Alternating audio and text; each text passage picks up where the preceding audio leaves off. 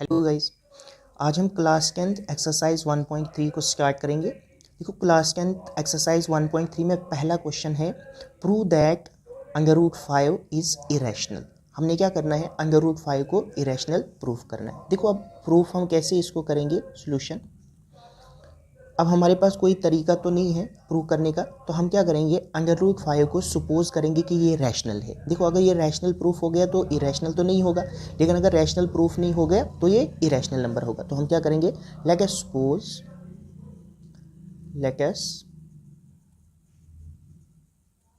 Suppose that under root 5 is rational number.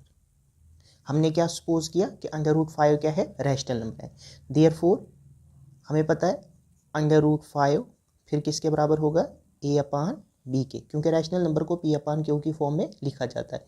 A B क्या है, where A and B are integers. A और B क्या है, सम integers हैं।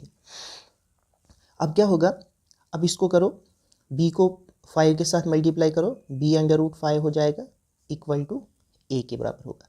इसको स्क्वेयरिंग बोथ साइड करो, squaring both side, squaring both side करके बी अंडर रूट 5 का होल स्क्वेयर इक्वल टू ए का स्क्वेयर। अभी देखो, बी का स्क्वेयर तो बी का स्क्वेयर आ जाएगा, स्क्वेयर और रूट क्या हो जाएगा, कैंसिल हो जाएगा, और ये कितना बचेगा 5 इक्वल टू ए का स्क्वेयर आ गया। इसको फर्स्ट मान के चलो। देखो फर्स्ट क्यों, अगर 5 को हम आगे ले जाएंगे, 5 कहाँ चला जाएगा, ए स्क्वेयर के नीचे। इसका मतलब A square divide by 5, A square जो होगा वो 5 से डिवाइड हो रहा है। तो यहाँ पे हम लिख सकते हैं ऐसे, देयरफॉर ए स्क्वेयर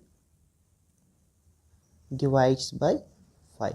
तो अगर ए स्क्वेयर 5 से डिवाइड होगा तो ए बी जो होगा वो भी 5 से डिवाइड होता है। ये हमारे पास थ्योरम होती है, ए आल्सो डिवाइड्स बाय 5। तो इसका मतलब क्या हो गया कि ए का कोई कॉमन फैक्टर है, 1 के अलावा 5 भी इसका फैक्टर है, तभी तो इससे ये डिवाइड हो रहा है। हमने देखा पीछे कि उसी चीज़ से वो टर्म डिवाइड होती है जो उसका फैक्टर होगा। तो इसका मतलब ए का 5 कोई फैक्टर है, तो हमने फैक्टराइजेशन से ही करना है, वहीं से हमें इसको इरेशनल प्रूव करना है। तो ए स्क्वायर डिवाइड्स बाय, क्योंकि ये देखो ये 5 इसके डिवाइड में अगर मैं लिखूंगा तो B square is equal to A square upon 5 हो जाएगा। ए स्क्वायर 5 से डिवाइड हो रहा है, अगर स्क्वायर कोई डिवाइड होता है तो ए भी 5 से डिवाइड होता है। तो देयरफॉर ए की वैल्यू क्या आ जाएगी, ए इज इक्वल टू 5c। अब देखो c क्यों लिखा, c क्या है, कोई इंटीजर है, where c is some integer. c कोई इंटीजर है आपके पास। c की वैल्यू तब निकली क्योंकि परफेक्ट वैल्यू तो हमें इसकी पता नहीं है, तो c हमने क्या किया कि c 5c के बराबर है। इस वैल्यू को पुट करो फर्स्ट में, put a in equation 1, we get A को यहाँ पे पुट करो तो बी स्क्वेयर का बी स्क्वेयर आ जाएगा, 5 का 5 आएगा इक्वल टू, देखो ए की जगह कितना लिखना है 5c, तो ये आ जाएगा 5c का होल स्क्वेयर। तो ये बनेगा बी का स्क्वेयर 5 का स्क्वेयर होता है 25 इंटू सी का square.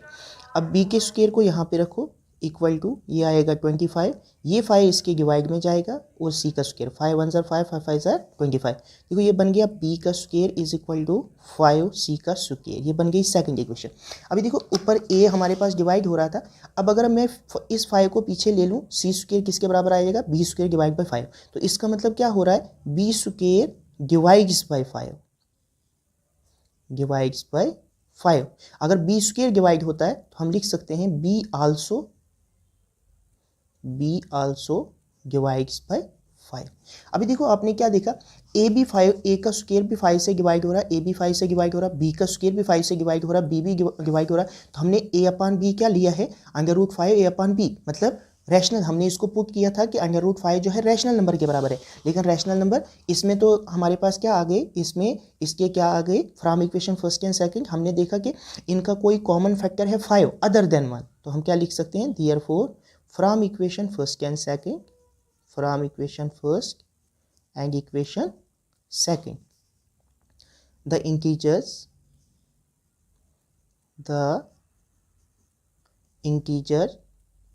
A and B have some common factor other than 1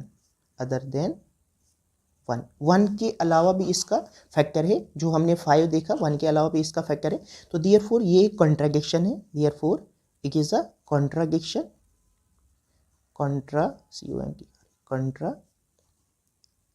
है, ये हमारे पास कॉन्ट्राडिक्शन आ गई। तो जो हमने सपोज किया है आवर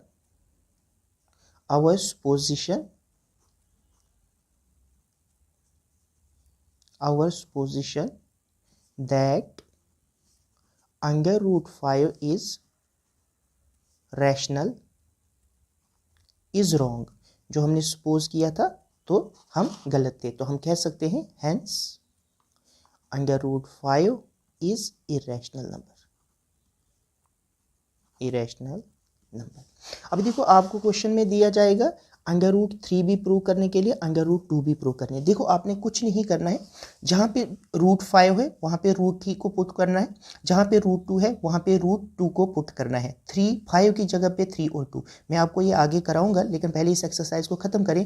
अंडर रूट 3 और अंडर रूट 2 को भी एग्जाम में पूछा जाता है, तो आपने इस तरह से करना है। पहले इसको रैशनल सपोज करना है, स्क्वेयरिंग करने के बाद जब इसके फैक्टर अदर देन 1 हो जाएगा, अदर देन 1 अगर फैक्टर होता तो वो रैशनल नंबर नहीं होता, ये कॉन्ट्राडिक्शन बन गई। तो हमने जो सपोज किया था हम क्या थे, रॉन्ग थे, इसीलिए जो अंडर रूट 5 है वो क्या है, एक इरेशनल नंबर है। ठीक है।